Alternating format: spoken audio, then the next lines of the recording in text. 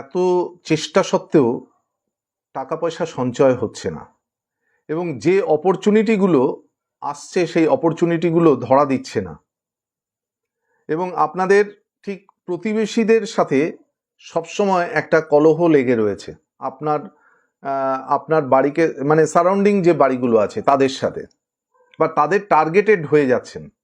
কারণটা কি? আচ্ছা, আপনি দেখুন তো যে আপনাদের নর্থ, সাউথ, ইস্ট কিংবা ওয়েস্ট আপনাদের নিশ্চয়ই কিছু একটা সমস্যা রয়েছে বা আপনাদের নির্মাণগত কোনো ভুল আছে কিংবা কোনো সমস্যা রয়েছে বাস্তুগত, যার ফলে আপনাদের এই সমস্যাগুলো আসছে। তাহলে কি করবেন? ছোট্ট ছোট্ট টিপস বলে দিচ্ছি, আপনারা এগুলো করে দেখুন, আপনারা রেজাল্ট পেতে বাধ্য। যেমন নর্থে, আপনাদের বাড়ির নর্থে নীল রঙের একটা টব, তার মধ্যে মানি প্ল্যান্ট একটা রেখে দিন, দেখুন অদ্ভুত রেজাল্ট পাবেন। আপনাদের এটা যদি কারো দোষ নাও থাকে তাও রাখলে আপনাদের দেখবেন একটা আপনাদের মানে আপনারা বুঝতে পারবেন যে এটা একটা কিন্তু আপনাকে সাহায্য করছে আপনাদের জীবনে উন্নতিতে। আর সাউথে রাখবেন, সাউথে কি করবেন? কর্পূর, তাতে ঠিক 3টে লবঙ্গ দিয়ে ওটা পুড়িয়ে দিয়ে ওই দিকটা একটু আপনি জ্বালিয়ে দেবেন, মানে সন্ধ্যের সময়।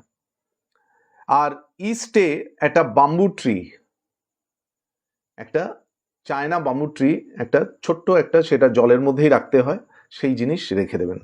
আর ওয়েস্টে রূপোর বাটি কিংবা লোহার কোনো পাত্রের মধ্যে কতকগুলো কয়েন রেখে দেবেন, 1 টাকা বা 2 টাকার কয়েন বা 5 টাকার কয়েন রেখে দেবেন।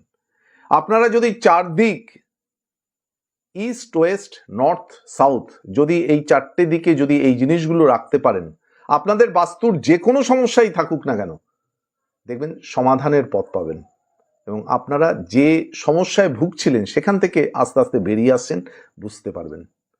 আর তার সাথে একটা জিনিস করতে হবে, সেটা হচ্ছে গঙ্গা জল, কর্পূর আর গোলাপ জল, 3টেকে একসাথে মিশ্রণ করে একবার করে সন্ধ্যাবেলা ছেটাতে হবে। এত চেষ্টা সত্ত্বেও টাকা পয়সা সঞ্চয় হচ্ছে না এবং যে অপরচুনিটিগুলো আসছে সেই অপরচুনিটিগুলো ধরা দিচ্ছে না এবং আপনাদের